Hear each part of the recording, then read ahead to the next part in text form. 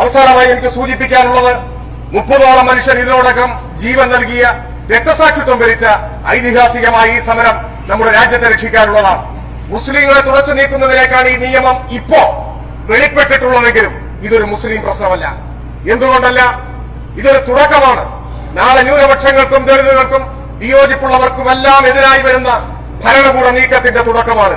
ഇത് മുസ്ലിം പ്രശ്നമല്ല, മുസ്ലിം പ്രശ്നം മാത്രമല്ല, ഇത് ഇന്ത്യയുടെ പ്രശ്നമാണ്, മതനിരപേക്ഷതയുടെ പ്രശ്നമാണ്. ആ അർത്ഥത്തിൽ ഇതിനെ കാണാൻ നമ്മൾ തയ്യാറാവണം. പ്രത്യേകമായി ഞാൻ ഊന്നി പറയുന്നത്, ഇതിന് സംഘപരിവാരത്തിന്റേത് പോലെ തന്നെ മറ്റൊരു കളറിലുള്ള രാഷ്ട്രീയം ഉയർത്തിപ്പിടിച്ചുകൊണ്ട് പ്രചരണം നടത്തുന്ന വിഭാഗങ്ങളുണ്ട്. അവരുടെ കയ്യിലല്ല ഈ സമരം പോകേണ്ടത്. ഇത് മതനിരപേക്ഷമായി സംഘടിപ്പിക്കേണ്ട സമരമാണ്. മതരാഷ്ട്രവാദത്തെയാണ് എതിർക്കുന്നത്. RSS മതരാഷ്ട്രവാദം ഉയർത്തിയാലും ജമാഅത്തെ ഇസ്ലാമി മതരാഷ്ട്രവാദം ഉയർത്തിയാലും രണ്ടിനെയും എതിർത്ത് മനുഷ്യന്റെ റിപ്പബ്ലിക്കാണ് ഉണ്ടാവേണ്ടത് എന്ന് പറയാനുള്ള കരുത്ത് നമുക്കുണ്ടാവണം.